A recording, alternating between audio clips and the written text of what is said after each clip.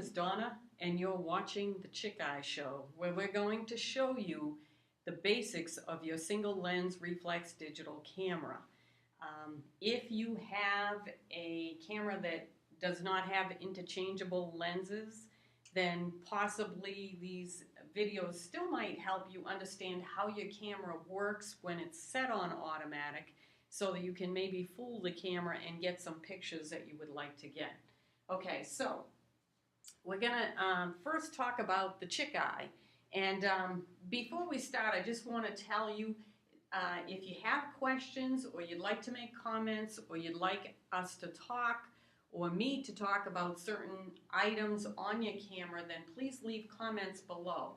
If you'd like to be on our email list, please go out to my website and subscribe on my website for the email. All right? The website is lightchannelphotography.com. Don't forget the photography after it. So it's lightchannelphotography.com.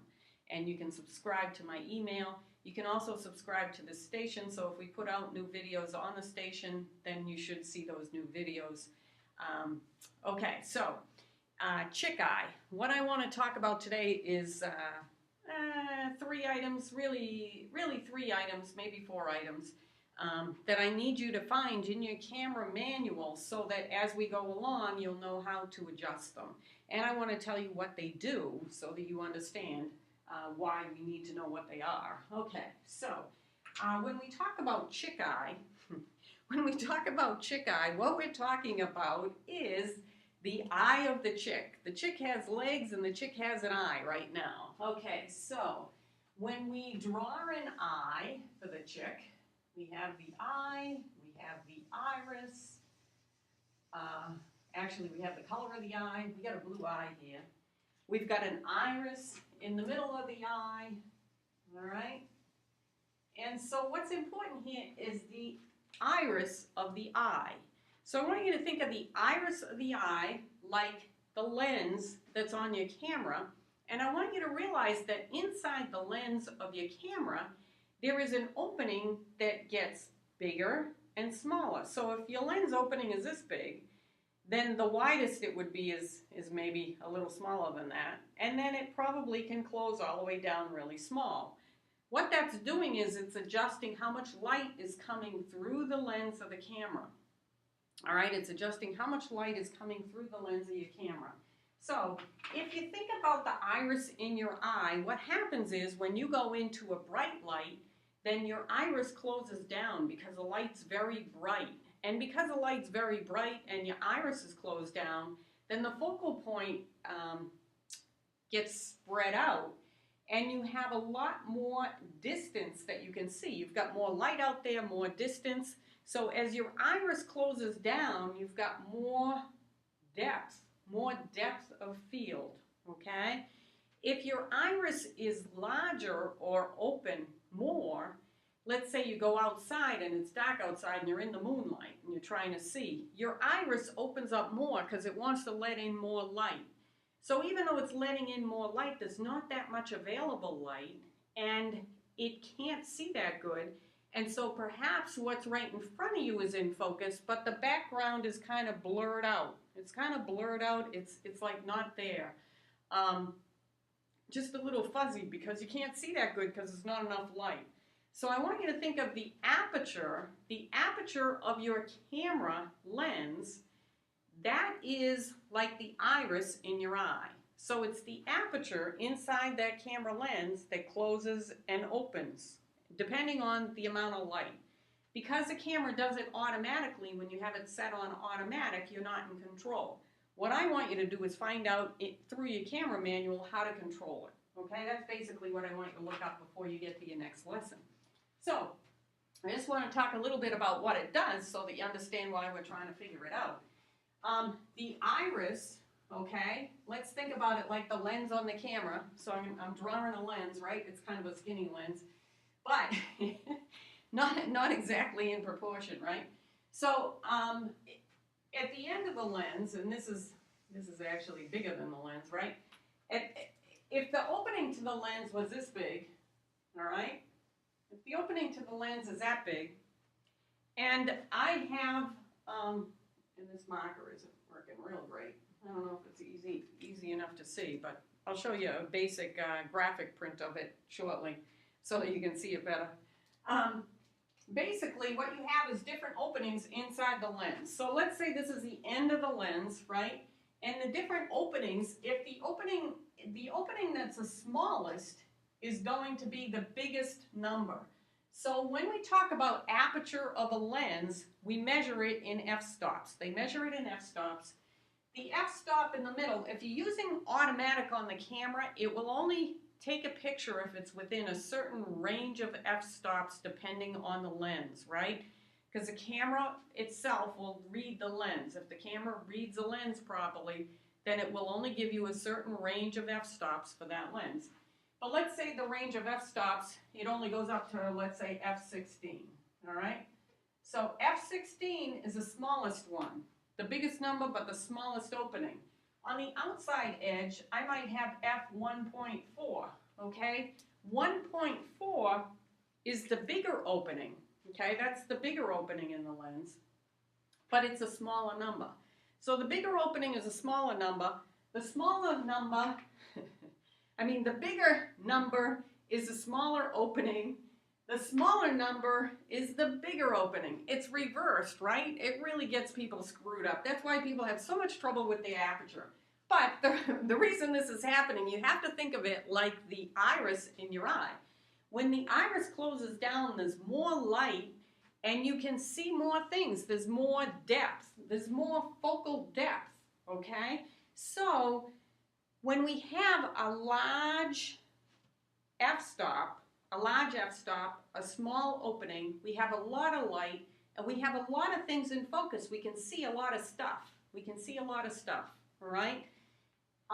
When we have a big opening, we have less light. So we had to get the lens open wider so that we could see, and we can only see a certain amount of information. Therefore, whatever we focus on, whatever's in focus in the lens is what we see. The background gets blurred out. So what we're talking about is depth of field. When we have a high f-stop, we have a greater depth of field. So if I'm in focus in the lens, then my hand in front is probably in focus and my hand in back is in focus when I have a high f-stop number. So let's say f16. We'll just use that for a number. If I instead have f1.4 and you focus on me, then my hand in front will be blurred, my hand in back will be blurred, but you'll see me in focus as long as you focused on me. So, this is the iris of the chick eye. The iris of the chick eye, the aperture, and you want to look that up in your camera manual. So there's number one. Look that up in your camera manual and see if you can figure out how to control it. All right. Number two that we want to talk about is the eyelid to the eye. Okay, that's number two. So the eyelid, we'll put some eyelashes on there so you can see it, right? Here's our eyelid. The eyelid opens and closes really fast, right? Well, that's what the shutter does in your camera. So inside your camera, there's a shutter, and it opens and lets the light in from the lens, however big the opening is that you've left on the lens. It opens and closes. So it opens, closes, opens, closes. That's the shutter. That's the shutter inside the camera. So the shutter is like this little box. It's got a slit in the middle. The slit opens, okay? It opens, and it opens for a certain length of time. So maybe it opens for a 30th of a second, which is really slow. 30th of a second is really slow. Or maybe it opens for 1/8,000th of a second. 1/8,000th of a second. That's super fast, right? All right, so this is your shutter. It opens and then it, of course, closes again. So it opens, closes, right? Just like the eyelid in your eye. All right, what's happening when the shutter is opening and closing is if it's going really fast, if you set it at 1/2000th of a second, 1/2000th of a second. It opens and closes really fast in 1/2000th of a second. And whatever motion is going on in that picture, whether it's a bird flying by or an animal, or maybe it's a sports team, the ball is flying through the air, you actually stop motion, right? At 1/2000th of a second, you can stop motion. So try it, try it. Look for the setting for your shutter in your camera manual and see if you can get that shutter set. We'll talk about that in the next video too. If you can just find the controls, then watch the next video for the modes. We'll show you how to set that shutter speed and control it so that if you're in a situation where you want to stop motion, you can do it. Now, if I'm taking a picture of a waterfall is a great experiment to use. Because if I'm taking a picture of a waterfall, I can set my camera on 1/80th or 1/60th of a second. 1/60th, 1/80th. I can take a picture of a waterfall. And it'll be really soft and blurred, the waterfall itself, because you'll see the motion in the waterfall. But if I take another picture and I take it at 1/2000th, I actually stop the motion of the water falling, right? So maybe I want a waterfall where it looks like it's got some motion in it, it's a nice soft picture, it gives you that nice mood. But maybe if I threw a rock in the water and I have a splash come up, I want the splash to stop in midair. I want to see those splash bubbles, right? So if I want to see bubbles or splash bubbles or whatever they are, then I'm probably going to set it at 1/2000th of a second to stop the motion. Okay, so the shutter is going to stop motion. And if I set the shutter, generally when your camera's on automatic, it's got a range that might start at 1/30th. It usually will not take the picture on automatic. It will not take the picture at lower than 1/30th of a second. Now, at 1/30th of a second, if you shake the camera at all, you're going to have a blur in your picture, okay, at 1/30th of a second. That is not the same as the blur that when we're trying to blur out a background. That's just that whatever you're focused on is blurry because you shook, okay? So the shutter, what's happening is at 1/30th of a second, it's very difficult to hold the camera steady enough to not have the picture blur. Generally, they recommend that you at least have it at 1/60th of a second, at least 1/60th. Okay, so that's a little bit about the shutter. Now I want you to find the shutter. This is number 2. I want you to find the shutter controls on your camera. Shutter opening. Okay, and the shutter opening, it's like your eyelid, right? It closes, opens and closes really fast. So there's your eyelid. All right. The next item that we want to talk about, and the control that you want to find, is how are you recording on your digital media, and what is your digital media set at? What is it set at? So, to do this, we've got our chick eye. Our chick eye has legs. Okay, so the chick eye has legs. So here come the legs. And we have one leg with a bare foot on it. One leg with a bare foot on it. And I guess that's a chick's foot. It's not a very good chick's foot, but it's a chick's foot, right? And so we have one foot that's barefoot, and then we have another foot that has a shoe on it. All right, so here's a foot with the shoe on it. Get the shoe on the foot. All right. And this looks more like a boot than a shoe. But anyway, I guess this chick has on a boot instead of a shoe. At any rate, it's compressed. The foot's compressed in there, right? It's compressed. All right. So there is one foot with a shoe and one barefoot. And we'll give it a little bit of a leg, right? Give it a little bit of a leg. There we go. We'll put some toenails on here. We got some toenails. At any rate, we got one barefoot and one shoed foot. Okay, what are we talking about here? When we talk about barefoot, we're talking about raw. Your foot is raw, right? So when you're recording on digital media, are you recording raw? If you're recording raw, you're getting all the detail, right? Because it's not compressed into anything. So here's your barefoot. think of your barefoot as raw recording, right? How are you recording? The question is, how are you recording? This is question number 3. If you're recording in raw, it's kind of like it's barefoot because you're picking up all the details, right? Now, and or you might be recording compressed, right? So you got it in a shoe where it's compressed. All right, so if you're recording in a shoe where it's compressed, then we're looking at a JPEG, right? JPEG. JPEG is a type of compression. Most of you are probably recording in JPEG because your camera probably automatically sets for JPEG and not RAW.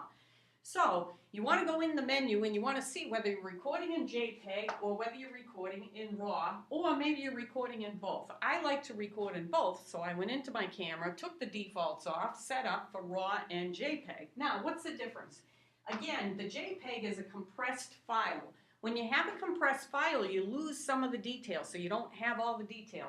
JPEG is still a very clear, good file. You can still edit that file, but you're not going to have as much editing capability as you are going to have with a RAW file. I like RAW files, but I have editing software, and I also go in and I edit photographs and I make them into artwork, and I do a lot of different things. So I like the RAW. So I take RAW and JPEG.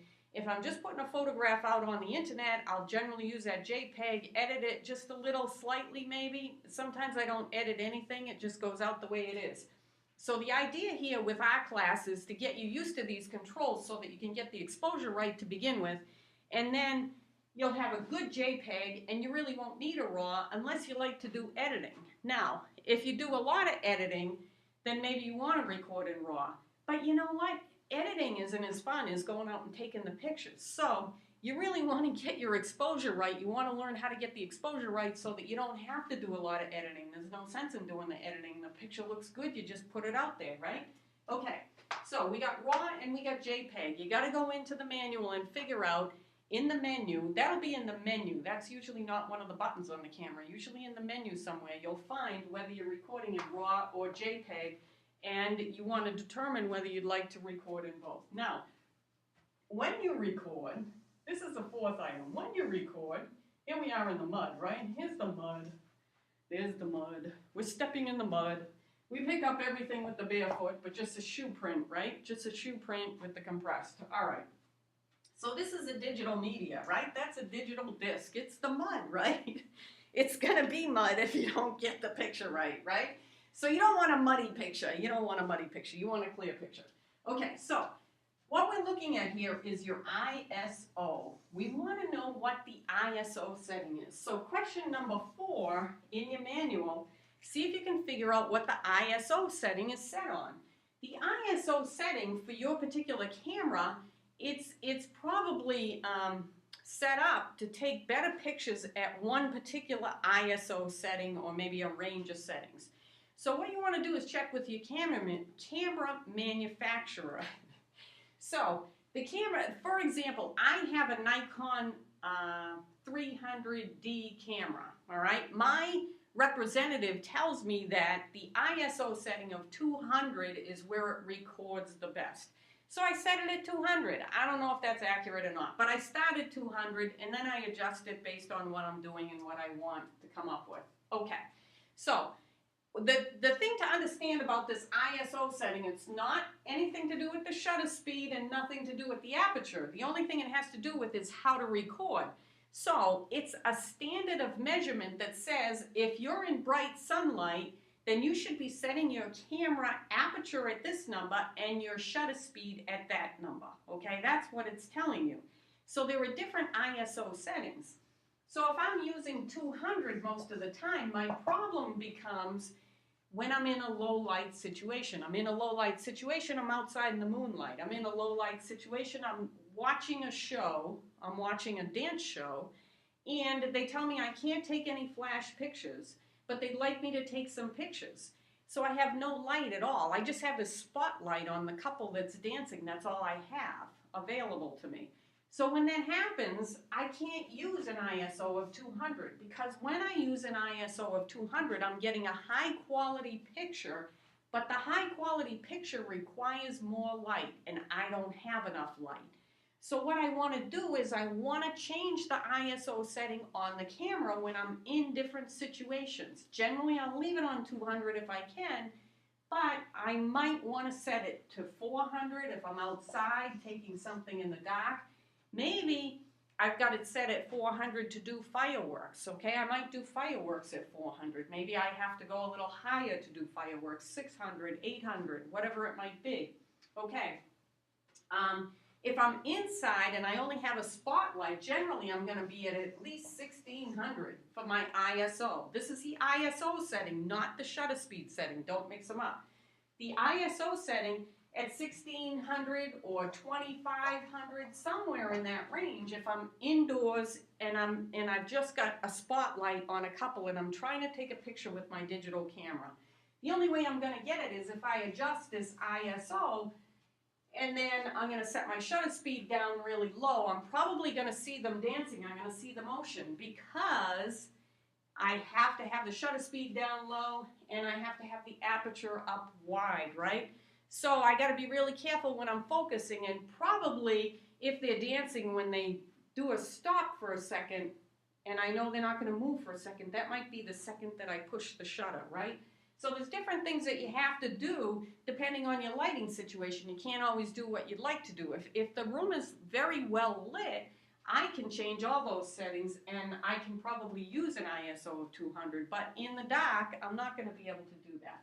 Okay, so the ISO setting, the other thing that you want to know about it is what happens is the reason I like to use 200 and the reason I get a better quality picture is when you're recording on digital media, it's recording in pixels, if you've ever heard the word pixels. And the pixels are these little square things, okay? These little square things. And what happens is, you know, you have editing software and it'll do pixels and you got pixels that are on the computer screen, right, whatever. But what's important with your camera is your optical pixels. What do your optics in your camera pick up for pixels? That's more important than any pixels in the computer. At any rate, when you have a higher ISO setting and you have less light that you're using to take the picture, then you have less pixels that are getting picked up. No matter whether you have good optics or not, you have less pixels getting picked up. So what happens is when you blow up, if you went into Photoshop and you blew up a photograph, you'd see all these little colored squares. If you blow it way, way, way up so that you can't even see it anymore, you see all these little squares. And those little squares are your pixels. And what happens with a picture that's taken at a high ISO, if you blow it up, you get noise. And the noise is that you can see all the pixels when you've blown it up, okay? So if you took a picture at 200 and then took a picture at 2500, there's a huge difference in the way they look. This will look nice and clear, and this, when it's blown up, is just mush, right? It turns into mud, right?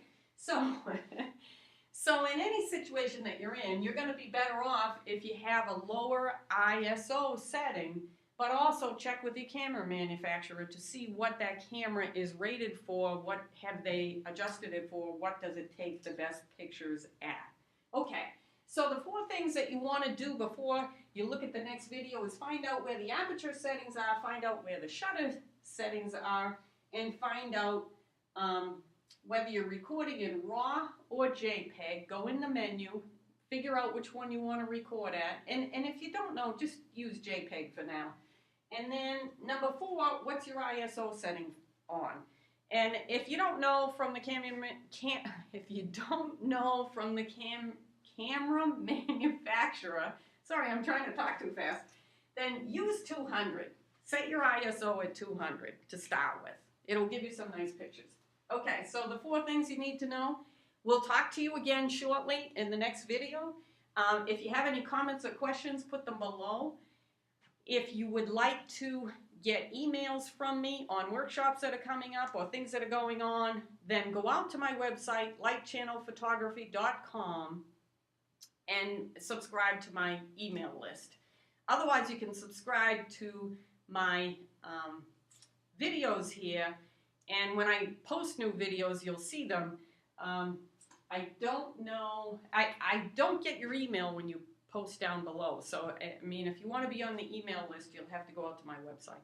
So thanks for joining me today. This is the Chick Eye Show. I'm Donna. Glad you could join me. Talk to you soon.